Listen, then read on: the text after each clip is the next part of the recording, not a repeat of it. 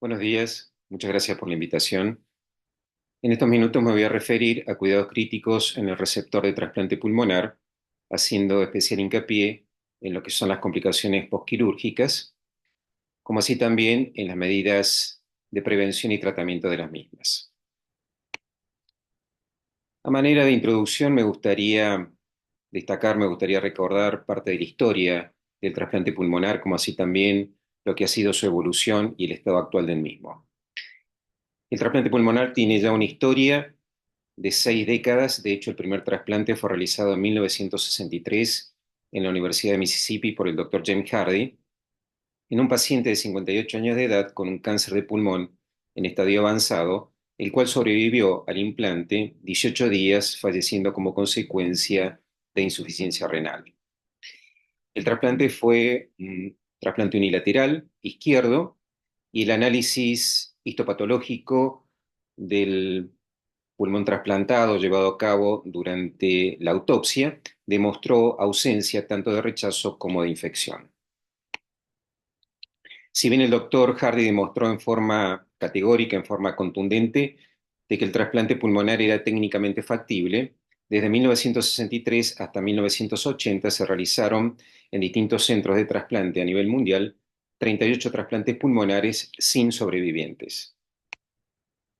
Recién en 1981, en la Universidad de Stanford, en Estados Unidos, el programa dirigido por los doctores Bruce Ritz y Norman Shanway realizan el primer trasplante exitoso, un trasplante cardiopulmonar, en una joven paciente con hipertensión pulmonar idiopática, la cual sobrevivió 5 años al implante, falleciendo como consecuencia del desarrollo de rechazo crónico o disfunción crónica del injerto. En la foto ustedes pueden apreciar al doctor Ritz, al doctor Shanway y al doctor Wolbor operando. Quisiera destacar que el doctor Shanway realizó el primer trasplante cardíaco en Estados Unidos, el segundo a nivel mundial, luego de que el doctor Barnard realizara el primer trasplante cardíaco en Ciudad del Cabo, en Sudáfrica. Y entre los jóvenes médicos que se encuentran observando el procedimiento está el doctor Stuart Jamieson, quien con los años se convertiría en un referente internacional del tratamiento quirúrgico de la hipertensión pulmonar tromboembólica crónica. En relación a este primer procedimiento exitoso, la paciente tenía 45 años y una larga historia de disnea e intolerancia al ejercicio. En los meses previos al trasplante, ella había presentado reiteradas internaciones por falla ventricular derecha. El donante fue un adolescente de 15 años quien falleció a causa de un traumatismo de cráneo, y el procedimiento quirúrgico llevado a cabo a través de una esternotomía mediana transcurrió sin mayores complicaciones. De hecho, la paciente pudo ser extubada a las 36 horas de haberse realizado el implante. La inmunosupresión inicial consistió en ciclosporina A, azatioprina y metilprednisolona, y en las próximas semanas la paciente evolucionaría con 2 episodios de rechazo caracterizados por infiltrados pulmonares y desaturación, los cuales fueron manejados exitosamente con la administración de altas dosis de esteroides por vía endovenosa. Finalmente, la paciente pudo ser dada de alta al tercer mes de haberse realizado el procedimiento. En los próximos meses, ella evolucionaría con una mejoría progresiva en la función del injerto, sin intercurrencias y sin mayores limitaciones en sus actividades cotidianas. Esta es la radiografía obtenida al sexto mes posterior al trasplante, en donde se puede apreciar que ambos pulmones están adecuadamente expandidos, sin lesiones a nivel de parénquima pulmonar o del espacio pleural, y con una morfología de la silueta cardíaca, de la silueta mediastinal, dentro de límites normales. El éxito de Stanford se reproduciría 2 años después en la Universidad de Toronto, en donde el programa dirigido por los doctores Patterson y Cooper realizan el primer trasplante unipulmonar exitoso en un paciente con una fibrosis pulmonar en estadio avanzado. Fue un trasplante derecho y el paciente sobrevivió al mismo 7 años, falleciendo como consecuencia de un accidente cerebrovascular.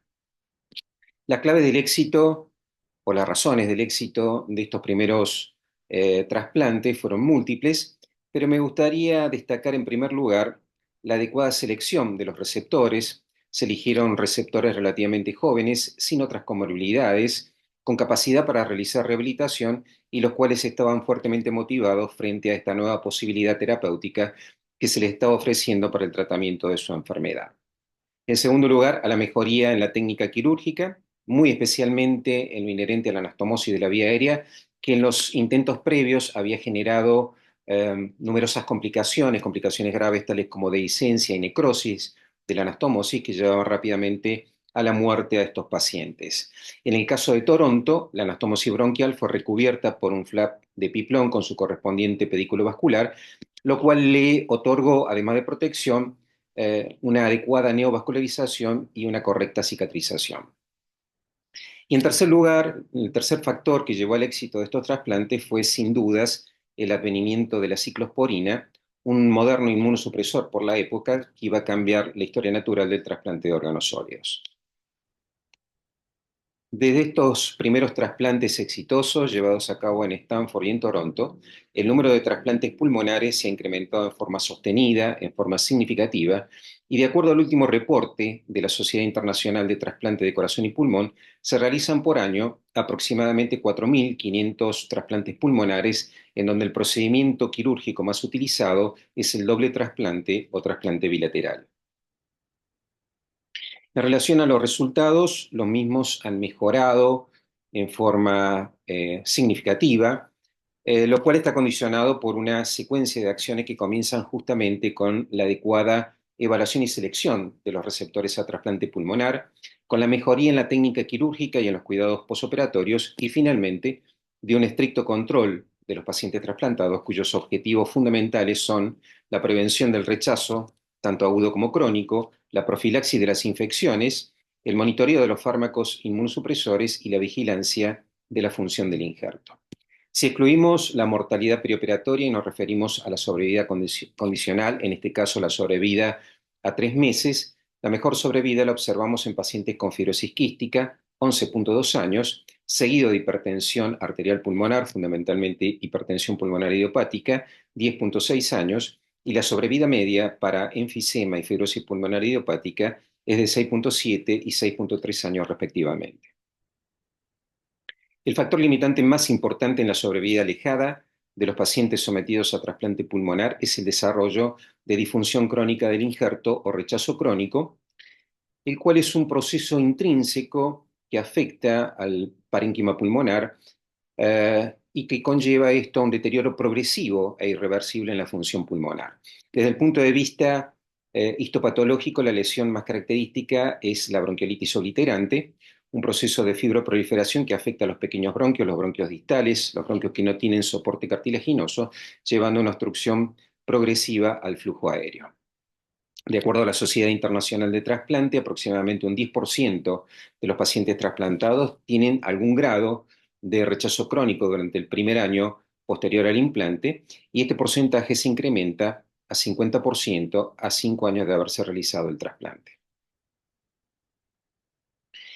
En relación a cuidados críticos en el receptor de trasplante pulmonar, me voy a permitir compartir con ustedes algunos casos clínicos de nuestro programa de trasplante, a partir del cual vamos a desarrollar algunos temas que considero de interés, tales como el ECMO como puente al trasplante, la disfunción primaria del injerto, el rechazo agudo y las infecciones respiratorias.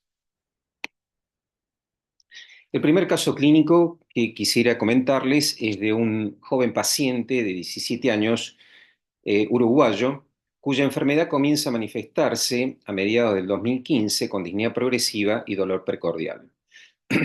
En enero del año 2016, él consulta un nosocomio en Montevideo debido a disnea en clase funcional 3. Como antecedentes, hipotiroidismo, tratado con suplementos de hormonas tiroides, y durante la admisión, durante la evaluación inicial, se puede objetivar en el examen físico cianosis periférica, un incremento en la intensidad del segundo ruido cardíaco a expensas del componente pulmonar, un soplo sistólico de intensidad 3 en 6 en mesocardio e ingurgitación yugular 2/3 con colapso inspiratorio parcial.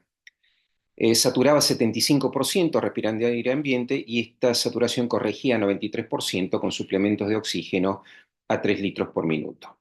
En el resto de los exámenes de sangre se podía apreciar además la presencia de poliglobulia.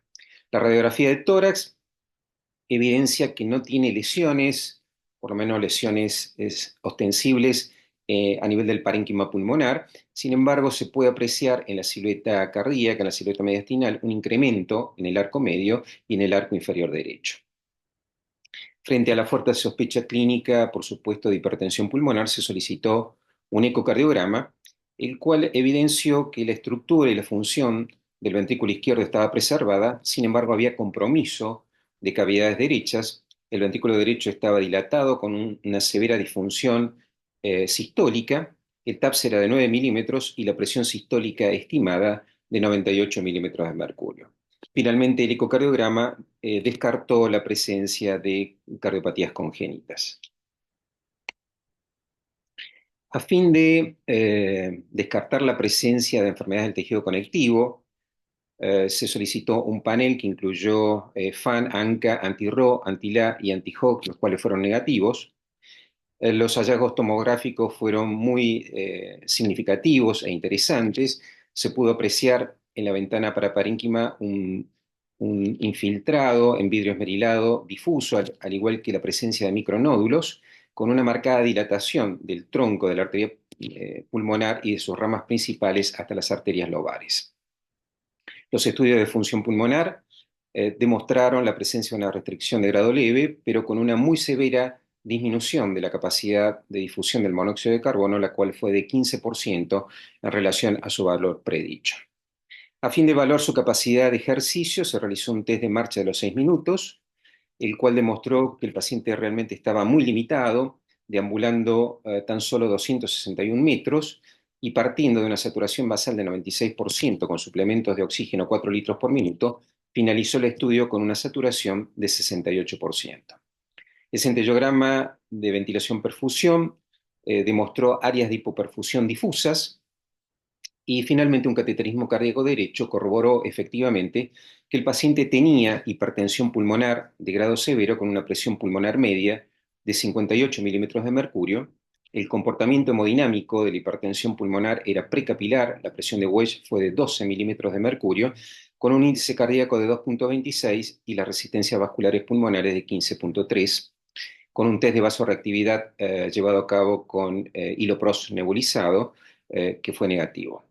Durante el cateterismo cardíaco derecho también se realizó una angiografía convencional, la cual descartó la presencia de tromboembolismo pulmonar, como así también de malformaciones arteriovenosas y con un retorno venoso normal. En relación a los estudios realizados, los dos diagnósticos diferenciales más importantes que fueron planteados por los médicos que lo asistían era, en primer lugar, de hipertensión pulmonar idiopática y, en segundo lugar, debido a los hallazgos tomográficos y a la agresividad de la enfermedad, hipertensión asociada a enfermedad venoclusiva. El tratamiento inicial realizado en Uruguay incluyó la administración de sildenafil, bosentan e hilopros nebulizado, y concomitantemente se solicitó evaluación para trasplante pulmonar. El paciente permaneció relativamente estable hasta enero del año 2017, en el cual es internado en el Hospital Maciel de Montevideo debido a progresión de su disnea a clase funcional 4. En este momento es derivado a nuestra institución. El paciente se encontraba con requerimientos de inotrópico, por lo cual ingresó a emergencia para trasplante pulmonar. A pesar de máxima terapia vasodilatadora y de los fármacos inotrópicos, él evolucionó con fallo ventricular derecho refractario e incremento en los requerimientos de oxígeno, por lo cual debió ser asistido con un ECMO venoarterial periférico con canulación de los vasos femorales. En relación al ECMO, y para quienes no estén tan familiarizados con este sistema, el mismo es un sistema relativamente complejo que permite conducir la sangre fuera del organismo hacia un oxigenador, y si la sangre retorna al paciente a través de una vena, el ECMO va a proveer soporte respiratorio. Es lo que se conoce como ECMO venovenoso, y su principal indicación, como ustedes podrán comprender, es la insuficiencia respiratoria refractaria, tanto hipoxémica como hipercámnica. Los accesos venosos, los accesos vasculares más utilizados, son para el drenaje de la sangre por vía femoral, en donde la cánula se coloca o queda colocada con su extremo distal en la cava retrohepática, y la cánula de retorno, la cánula que lleva la sangre oxigenada por vía yugular, quedando su extremo distal en la unión cabo-atrial. En los últimos años se han desarrollado cánulas de doble lumen que permiten asistir a estos pacientes con ECMO veno-venoso utilizando un solo acceso venoso, fundamentalmente por vía yugular. Estas cánulas permiten simultáneamente el drenaje como el retorno de la sangre oxigenada y su principal ventaja radica en que permite la movilización precoz del paciente y la rehabilitación, condición que es fundamental para la recuperación posoperatoria luego del trasplante. Ahora bien, si la sangre oxigenada retorna al paciente a través de una arteria, el ECMO no solamente va a proveer soporte respiratorio, sino también soporte hemodinámico. Es lo que se conoce como ECMO venoarterial y su principal indicación como puente al trasplante es el fallo ventricular derecho refractario, como podemos observar en individuos con hipertensión pulmonar del grupo 1, como aconteció con nuestro paciente, o en hipertensión pulmonar secundaria, por ejemplo, del grupo 3, secundario a enfermedades del parénquima pulmonar. El ECMO venoarterial permite una adecuada descompresión de las cavidades derechas, mejorando el gasto cardíaco, y existen dos modalidades del mismo. El más utilizado es el ECMO periférico, donde se canulan los vasos femorales, por lo general la vena y la arteria, aunque la cánula de retorno puede ingresar a través de arterias de los miembros superiores, como es la arteria axilar o la arteria subclavia. La segunda modalidad de ECMO venoarterial es el ECMO mediastinal o central. En este caso requiere de un procedimiento quirúrgico, como ustedes comprenderán, a través de una esternotomía mediana o de un clamshell, y en donde la cánula de drenaje se coloca directamente sobre la aurícula derecha y la cánula de retorno, la cánula con la sangre oxigenada, en la aorta ascendente previo al nacimiento de los grandes vasos. El ECMO venoarterial mediastinal permite, a diferencia del periférico, donde están canulados los vasos femorales, permite la movilización y la rehabilitación de estos pacientes.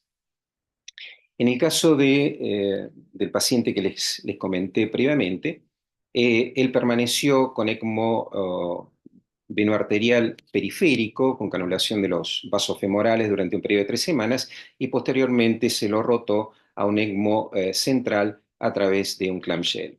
El ECMO central permitió continuar con la rehabilitación del paciente, en este caso, como ustedes pueden observar, asistido por el equipo de kinesiólogos, parado en la habitación de la unidad de cuidados intensivos, permitiendo la deambulación por la misma, inclusive por los pasillos de la terapia intensiva. En la radiografía ustedes pueden apreciar las dos cánulas del ECMO central, la cánula más gruesa colocada sobre la aurícula derecha y la cánula de retorno sobre el nacimiento de la aorta, en la aorta ascendente. Luego de permanecer casi 2 meses asistido con ECMO venoarterial, nuestro paciente finalmente fue trasplantado. Se realizó un trasplante pulmonar bilateral con explante posterior del ECMO central. El procedimiento transcurrió sin mayores inconvenientes y el paciente fue extubado a las 9 horas de haberse realizado el implante. Sin embargo, durante el cuarto día desarrolla infiltrados pulmonares con desaturación, requiriendo intubación e ingreso de asistencia respiratoria mecánica. Todos los cultivos fueron negativos, incluyendo un lavado broncoalveolar, por lo cual se asumió que el cuadro de insuficiencia respiratoria era secundario a disfunción primaria del injerto. El paciente, con el transcurrir de los días, fue mejorando progresivamente y fue desvinculado de la asistencia respiratoria mecánica a las 2 semanas de haber sido reintubado. La inmunosupresión consistió en un triple esquema convencional, eh, incluyendo tacrolimus, micofenolato sódico y prednisona, y previo al alta del paciente se realizaron estudios de función pulmonar, la espirometría, debido a la cercanía del procedimiento quirúrgico, mostró una restricción de grado severo, y el test de marcha de los 6 minutos, con una distancia recorrida de 168 metros, evidenciaba que el paciente saturaba perfectamente durante todo el estudio respirando aire ambiente. El análisis macroscópico de los pulmones explantados evidenciaron que tanto en la superficie pleural como en la superficie de corte del parénquima pulmonar no había lesiones.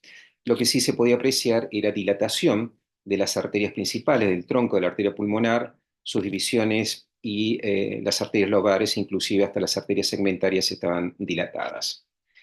Y desde un punto de vista histopatológico, las lesiones se localizaron fundamentalmente en las arterias de pequeño calibre, en las arterias distales, con una distribución muy heterogénea, donde se podía apreciar hipertrofia de la media, proliferación intimal y una gran cantidad de lesiones plexiformes, los cuales se correspondían bastante bien con la severidad de la hipertensión pulmonar y la profunda desaturación que el paciente presentaba previo al trasplante.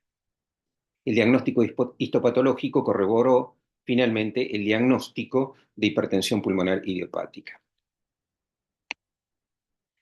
Al año de haberse realizado el trasplante, el paciente estaba en muy buen estado general, sin mayores limitaciones en sus actividades cotidianas. Esta es la radiografía de tórax, donde ustedes pueden apreciar que los pulmones están bien expandidos, sin anormalidades a nivel del parénquima pulmonar y con una silueta cardíaca, una silueta mediastinal dentro de límites normales. El trasplante bilateral en hipertensión pulmonar ha reemplazado largamente al trasplante cardiopulmonar.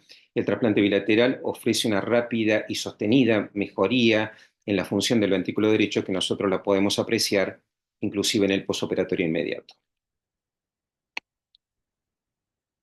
El ECMO como puente al trasplante fue utilizado por primera vez en 1978 en un paciente que fue sometido a un trasplante unilateral por enfisema y que falleció a los pocos días por una disencia de la anastomosis bronquial. En los próximos 20 años, en las próximas 2 décadas, los resultados del ECMO como puente al trasplante serían muy pobres, muy desalentadores, lo cual estuvo condicionado por dos razones fundamentales. En primer lugar, la inadecuada selección de los receptores.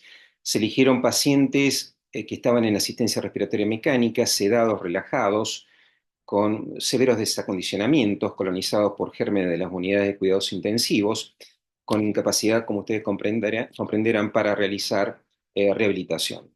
Y en segundo lugar, a problemas metodológicos, técnicos metodológicos que llevaron a numerosas complicaciones, tales como trombosis de las cánulas, decanulación, sangrados, infecciones e inclusive accidentes cerebrovasculares. Sin embargo, a partir del año 2000 aproximadamente, los resultados del ECMO empezaron a mejorar como puente al trasplante y esto se pudo apreciar fundamentalmente en aquellos programas de trasplante que tenían un alto volumen de pacientes trasplantados. Este es un trabajo publicado por la Universidad de Viena, en donde ellos hacen un análisis retrospectivo de 20 años de experiencia en trasplante y en la utilización del ECMO como puente al mismo. Durante estos 20 años en la Universidad de Viena fueron trasplantados aproximadamente 1.900 pacientes, de los cuales 120 fueron asistidos con ECMO como puente al procedimiento. Para el análisis del trabajo se lo dividió en 3 etapas hueras. En la primera era, 1998 al año 2004, fueron asistidos 11 pacientes. Del año 2005 al 2010 se incrementó el número de asistencias, 39, y este número además fue creciendo en la tercera era o periodo, 2010-2017, en donde fueron asistidos 70 pacientes.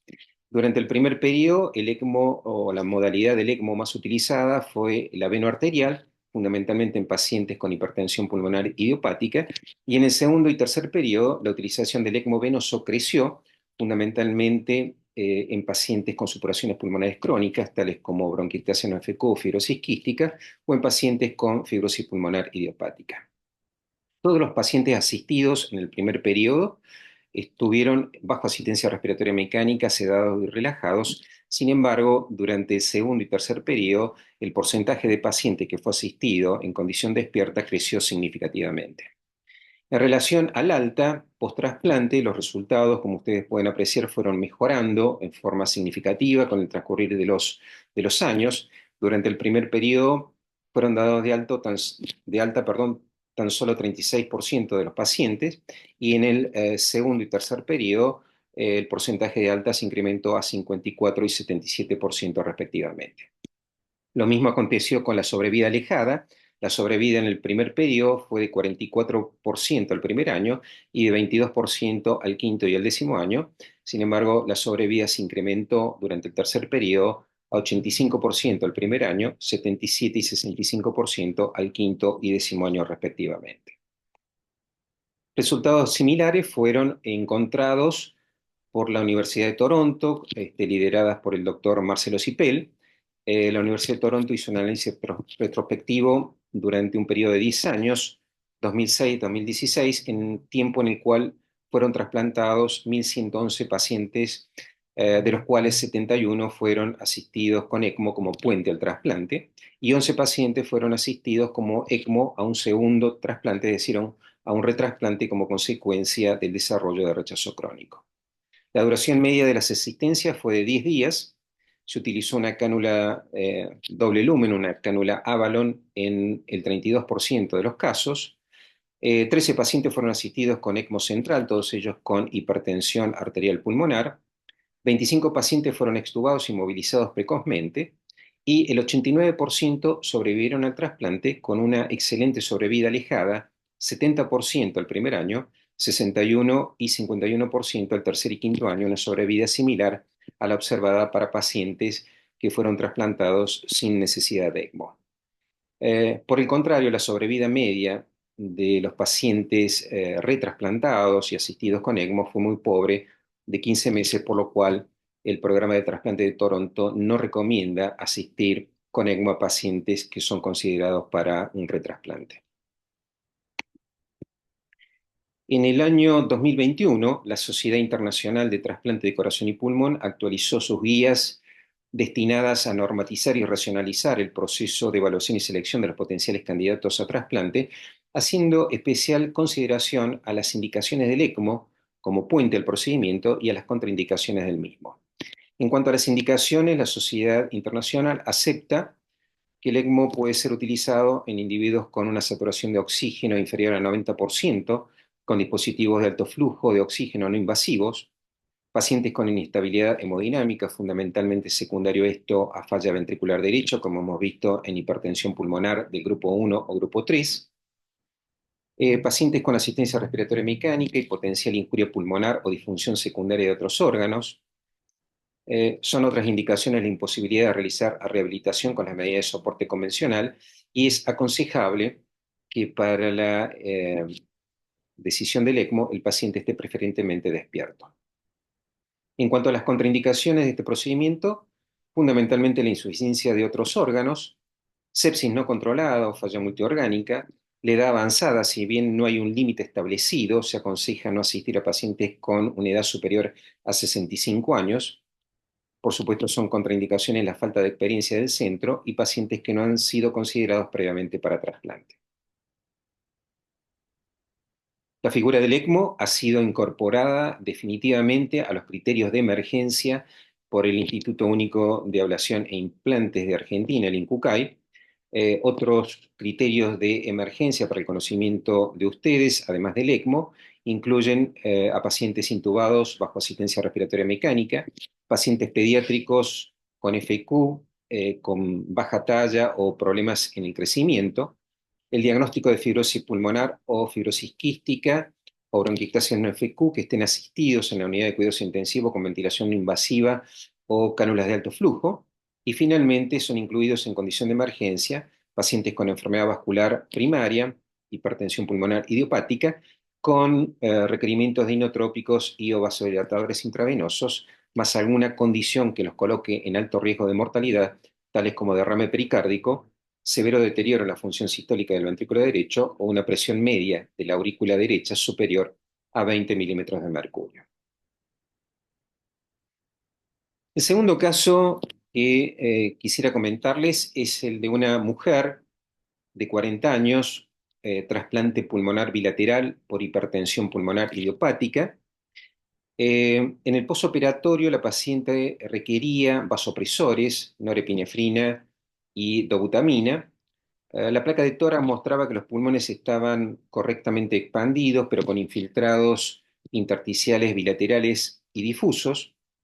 La PAFI era baja, 175. Los cultivos del donante fueron negativos y la profilaxis inicial incluyó ciprofloxacina más vancomicina. La inmunosupresión hasta la estabilización del paciente fue instaurada con solumedrol 125 miligramos cada 8 horas y se decidió, por supuesto, hacer balance negativo y administrar óxido nítrico 20 partes por millón.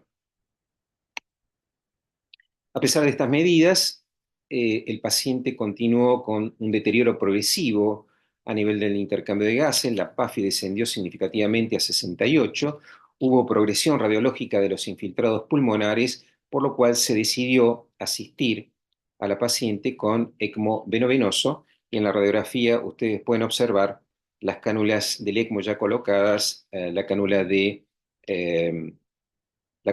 de drenaje colocada sobre la cava retrohepática y la cánula de retorno en la vena yugular interna en la unión cavoatrial.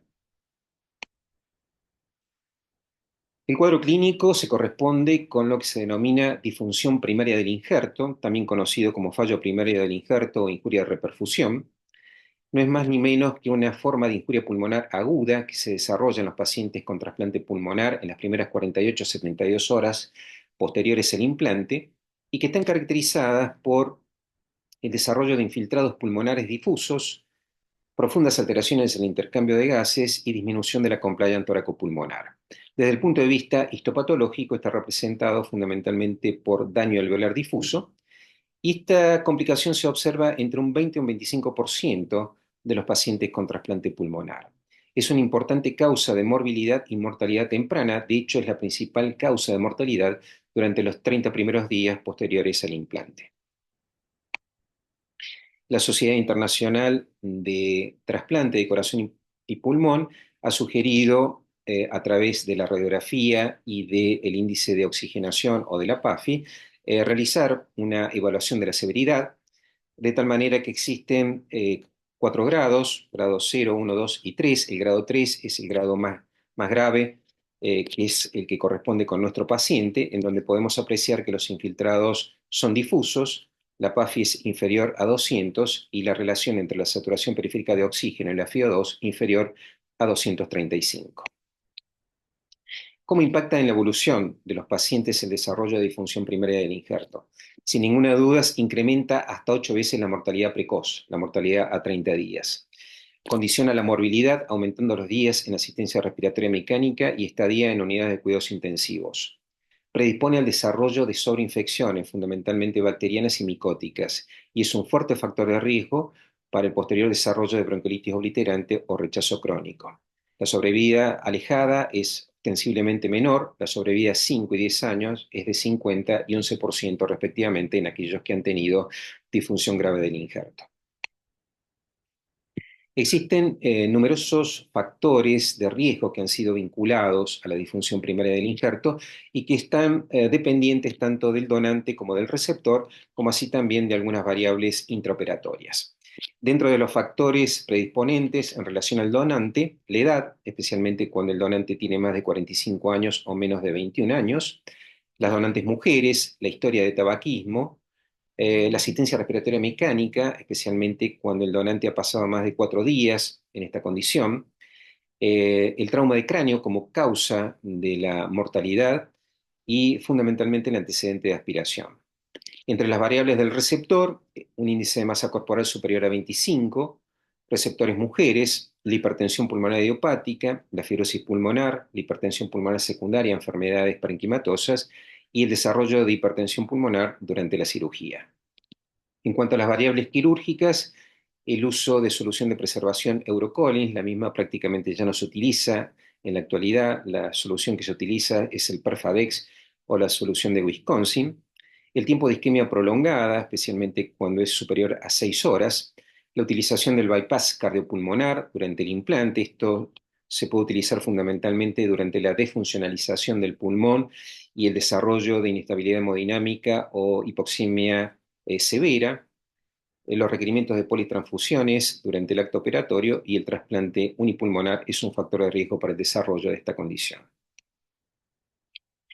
En cuanto a las medidas de prevención y tratamiento, no existe una prevención eficaz. El tratamiento es como de cualquier distrés, con ventilación protectora, limitando la administración de fluidos y administrando diuréticos o realizando hemofiltración. Se puede utilizar óxido nítrico. El óxido nítrico es un potente vasodilatador que es muy útil cuando se desarrolla hipertensión pulmonar secundaria a la hipoxemia generada por la disfunción primaria del injerto, y también el óxido nítrico ha demostrado una actividad antiinflamatoria disminuyendo las citoquinas proinflamatorias que se van generando en el daño alveolar que presentan estos pacientes. Finalmente, como hemos podido observar, la utilización del ECMO, el ECMO venovenoso para pacientes específicamente con hipoxemia refractaria, y el ECMO venoarterial cuando además existe inestabilidad hemodinámica. Bueno, este es un caso de un hombre de 60 años, trasplante unipulmonar por enfisema. El trasplante se llevó a cabo a través de una toracotomía posterolateral. La inmunosupresión inicial consistió en tacrolimus, micofenolato sódico y prednisona. Y durante el primer mes post-trasplante, él desarrolla fiebre, disnea en clase funcional 3-4, con infiltrados difusos en el pulmón trasplantado y con profundas alteraciones a nivel de la oxigenación. Tenía una PO2 de 56 milímetros de mercurio, requiriendo altos suplementos de oxígeno. Frente a esta presentación clínica, se decidió, para tener un diagnóstico definitivo, realizar una broncoscopía en quirófano bajo anestesia general. Durante el procedimiento se pudo apreciar de que la anastomosis bronquial estaba en buen estado, estaba permeable y estable, no había secreciones distales y la mucosa del pulmón trasplantado estaba congestiva. Se llevó a cabo un lavado broncoalveolar en el lóbulo medio y biopsias transbronquiales múltiples, 3 por lóbulo, en el pulmón trasplantado. El lavado broncoalveolar fue negativo y las biopsias transbronquiales demostraron infiltrados perivasculares mononucleares de distinta intensidad compatibles con el desarrollo de rechazo agudo de grado moderado a severo. El rechazo agudo, y de acuerdo a la Sociedad Internacional de Trasplante, puede desarrollarse hasta en un 30% de los receptores durante el primer año posterior al implante. La mortalidad por esta complicación afortunadamente es baja, inferior a un 4%. La presentación clínica del rechazo agudo suele ser mucho más evidente, mucho más violenta durante los primeros meses posteriores al implante. A medida que nos vamos alejando de la fecha del trasplante, las manifestaciones clínicas suelen ser más sutiles. Las manifestaciones pueden superponerse perfectamente con los de una infección respiratoria. El rechazo agudo puede generar síntomas sistémicos, tales como fiebre, leucocitosis, astenia, fatiga, o síntomas respiratorios, tales como tos, expectoración y disnea. Las manifestaciones por imágenes están caracterizadas por la presencia de infiltrados difusos o localizados, áreas de consolidación, e inclusive el derrame pleural puede ser expresión, especialmente durante los primeros meses posteriores al implante, de rechazo agudo. En el año 1963, cuando el doctor Hardy lleva a cabo el primer trasplante en la Universidad de Mississippi, además de demostrar que el trasplante era técnicamente factible, él demostró que con protocolos de inmunosupresión se podía evitar el desarrollo de rechazo agudo. El doctor Hardy en su momento utilizó altas dosis de esteroides y azatioprina por vía endovenosa, asociado a esto y radiación del tórax con cobalto 60. Los protocolos de inmunosupresión, por ende, tienen como objetivo fundamental la prevención tanto del rechazo agudo como crónico, como así también el tratamiento una vez instalado el rechazo.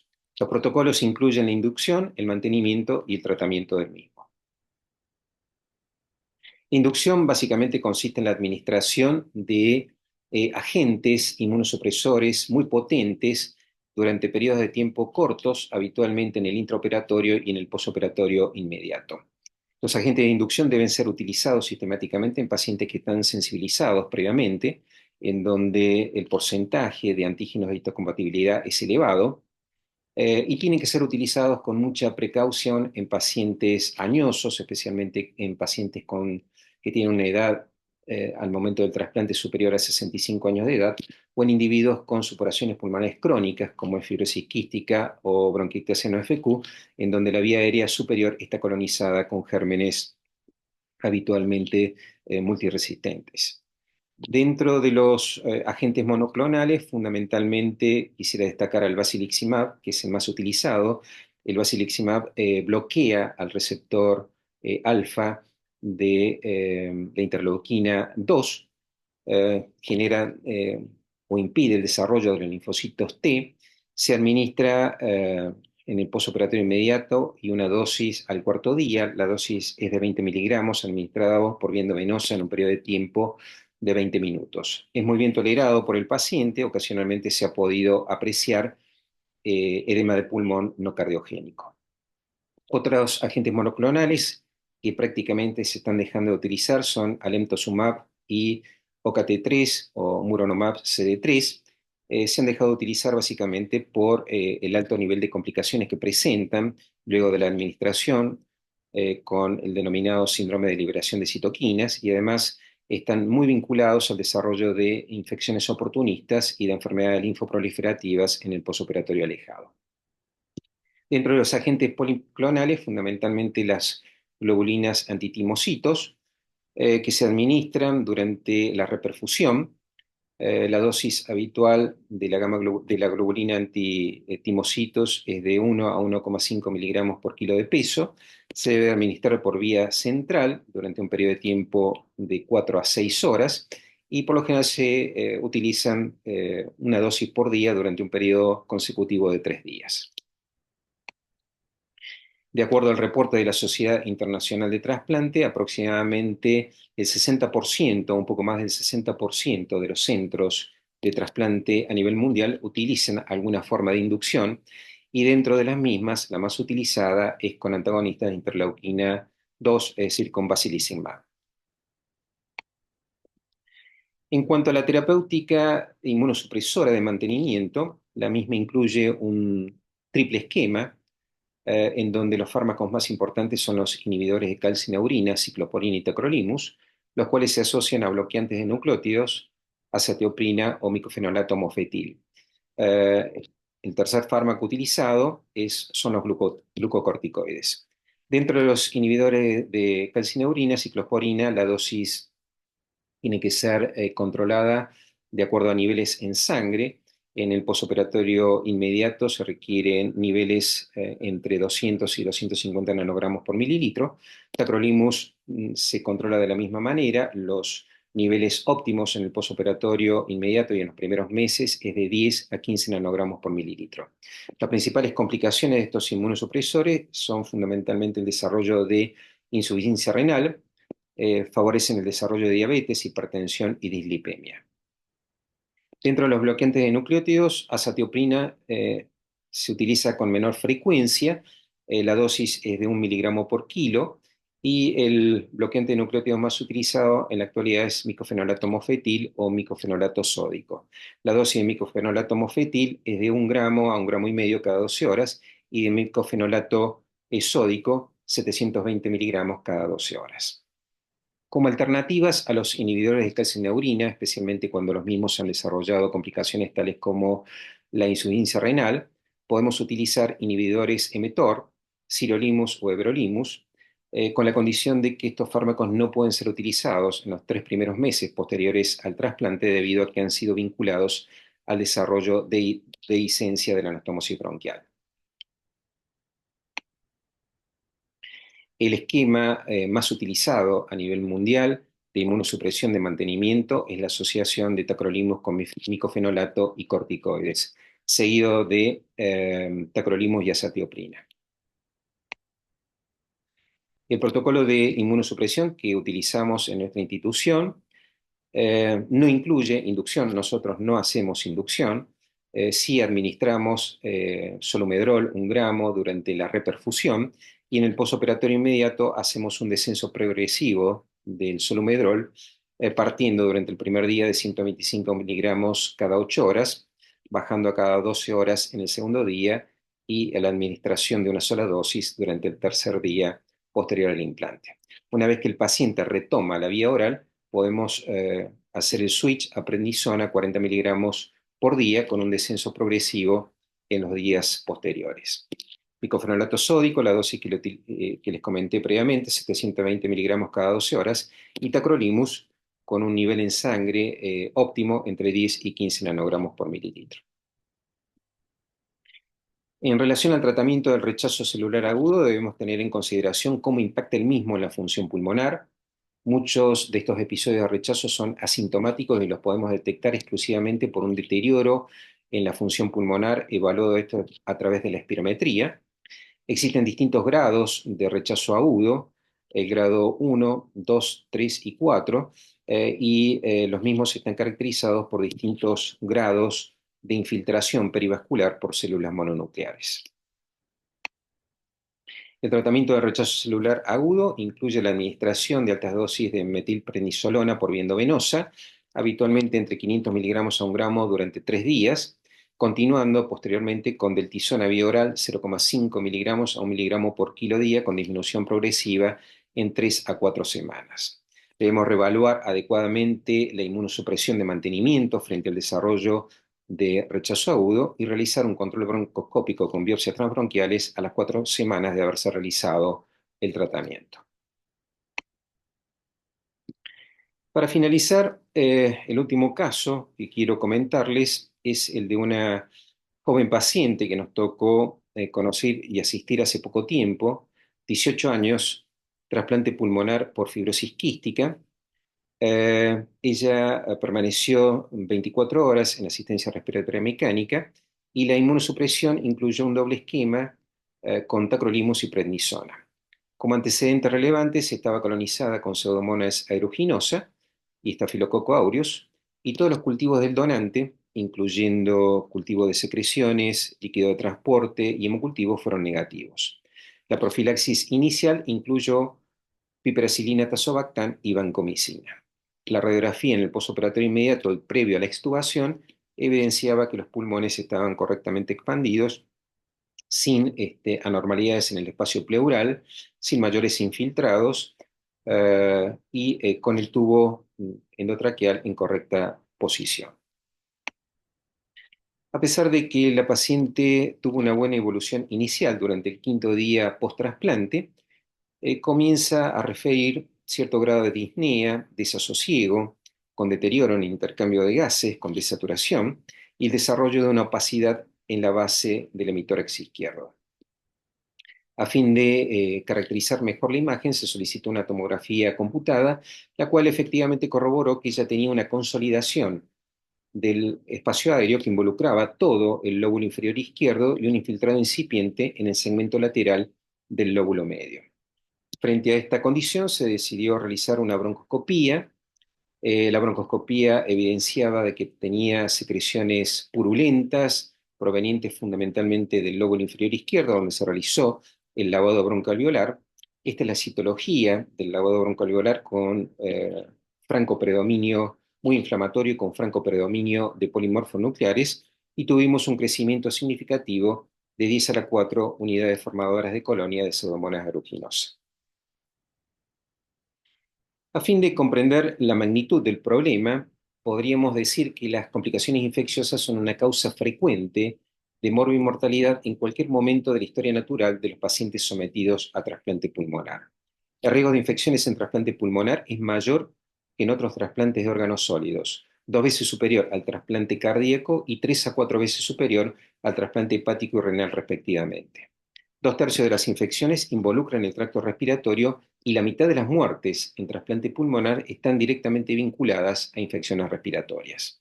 Por último, quisiera destacar que determinadas infecciones han sido relacionadas al desarrollo de rechazo agudo y fundamentalmente disfunción crónica del injerto, tales como las infecciones virales, y más recientemente se ha detectado que algunas infecciones micóticas están vinculadas al desarrollo de rechazo crónico. El riesgo de infección luego del trasplante depende de 2 condiciones fundamentales. La primera de ellas, como ustedes comprenderán, las exposiciones epidemiológicas, y en segundo lugar, al estado neto de inmunosupresión, lo cual representa una valoración conceptual de la interacción que existe entre distintos factores de riesgo que predisponen al desarrollo de infecciones en pacientes con trasplante de pulmón. Entre ellas quiero destacar el tipo, la dosis, la duración y la secuencia temporal de la inmunosupresión, la enfermedad subyacente y las comorbilidades, y aquí quisiera destacar aquellos pacientes con supuraciones pulmonares crónicas que tienen colonización de la vía aérea superior o pacientes que han sido trasplantados en condición de emergencia y han estado internados por periodos de tiempo muy prolongados en las unidades de cuidados intensivos.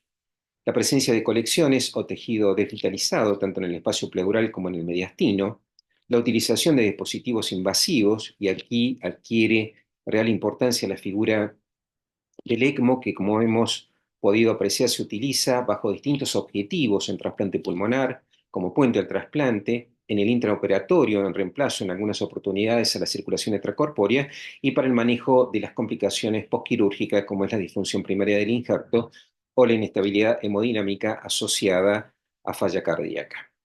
Otros factores predisponentes que afectan la función inmune son la neutropenia, la hipogamaglobulinemia, la malnutrición, la diabetes y la uremia, y finalmente la infección concomitante con virus inmunomoduladores o proinflamatorios, tales como el CMV, el Epstein-Barr, los herpes virus 6 y 7 y los virus de la hepatitis B y C. ¿Por qué el pulmón trasplantado es un sitio frecuente de infección? Fundamentalmente porque es el único trasplante de órganos sólidos que está expuesto permanentemente al medio ambiente. Hay ausencia de inervación y esto se ve fundamentalmente en los primeros meses posteriores al trasplante, lo cual condiciona alteraciones en el clearance mucociliar y en la efectividad de la tos. Hay interrupción del drenaje linfático.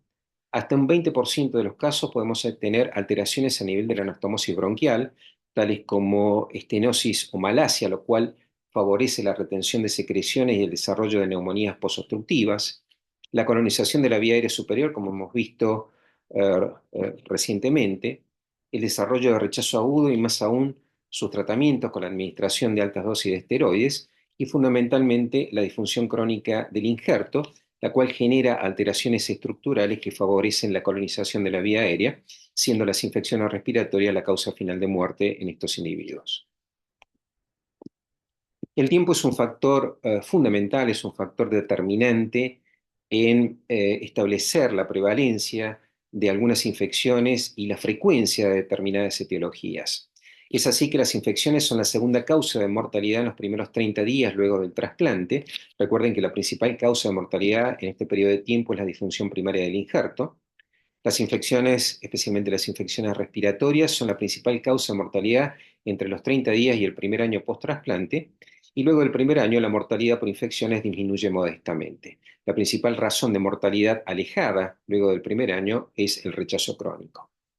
En relación a las etiologías, durante el primer mes del trasplante, las infecciones se deben fundamentalmente a gérmenes provenientes tanto del donante como del receptor, es decir, de la colonización de la vía aérea superior. Entre el primer y sexto mes, los gérmenes oportunistas y las reactivaciones de infecciones latentes son comunes, como es la reactivación del citomegalovirus. Y luego del sexto mes del trasplante predominan los patógenos adquiridos en la comunidad, tanto bacterianos como virales. Dentro de lo que son las estrategias de diagnóstico de las infecciones respiratorias, no nos podemos olvidar de la historia clínica, en donde tenemos que interiorizarnos fundamentalmente sobre hospitalizaciones recientes que el paciente puede haber tenido en las semanas previas a la infección, especialmente si el paciente estuvo internado en unidades de cuidados intensivos, con la posibilidad de colonización con gérmenes intrahospitalarios, el tiempo desde el trasplante, como hemos podido apreciar previamente, la historia de exposiciones y viajes, los regímenes profilácticos, tanto para virus como el citomegalovirus, como para infecciones micóticas, las inmunizaciones pretrasplante, el grado de inmunosupresión o cualquier tratamiento antirrechazo que hayamos realizado en las semanas previas, la severidad de la presentación y las alternativas diagnósticas. Tenemos que considerar algunos diagnósticos diferenciales, fundamentalmente a lo inespecífico, que resultan los síntomas de los pacientes con infecciones respiratorias bajas. Recuerden que los principales diagnósticos diferenciales en el posoperatorio inmediato está representado fundamentalmente por la disfunción primaria del injerto y el desarrollo de rechazo agudo. Y en los últimos tiempos estamos empezando a identificar otro diagnóstico diferencial alternativo, que es la toxicidad por sirolimus. El sirolimus, como hemos visto, es una alternativa de inmunosupresión para pacientes con toxicidad por inhibidores de calcineurina y también se puede utilizar para pacientes con desarrollo de rechazo crónico. La toxicidad por sirolimus a nivel pulmonar es dosis dependiente. Los niveles en sangre, más allá de los cuales la posibilidad de toxicidad se incrementan significativamente, son los 12 nanogramos por mililitro. Este tipo de complicación se observa hasta en un 5% de los pacientes con trasplante pulmonar. Puede tener un curso agudo subagudo, con disnea, intolerancia al ejercicio, tos e inclusive hemóptisis. Desde el punto de vista de las imágenes vamos a poder apreciar infiltrados intersticiales con algunas áreas de consolidación.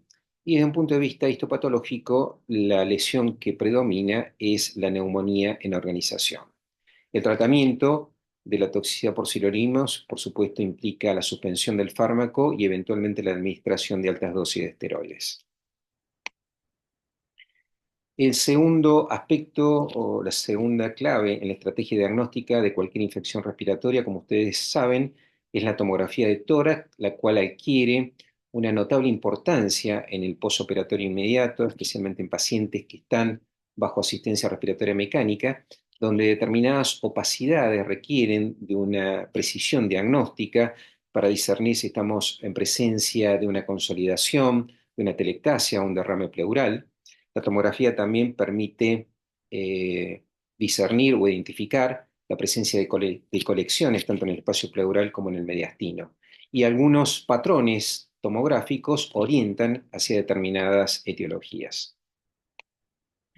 Para finalizar, quisiera destacar que el diagnóstico definitivo de cualquier infección respiratoria baja en un paciente con trasplante pulmonar es la identificación microbiológica de la misma y en donde la broncoscopía tiene un rol fundamental. La broncoscopía tiene que ser realizada toda vez que el paciente lo requiera, toda vez que el paciente lo permita, idealmente en lugares que brinden seguridad, como puede ser el quirófano, con el paciente confortable bajo sedación profunda o anestesia general. Y recordando que la broncoscopía no solamente nos permite el diagnóstico de infección respiratoria baja, sino que a través de la utilización, más allá del lavado broncoalveolar de biopsias transbronquiales, podremos descartar otras alternativas diagnósticas, tales como el rechazo agudo o la toxicidad por fármacos. Bueno, nada más y desde ya muchas gracias por la atención.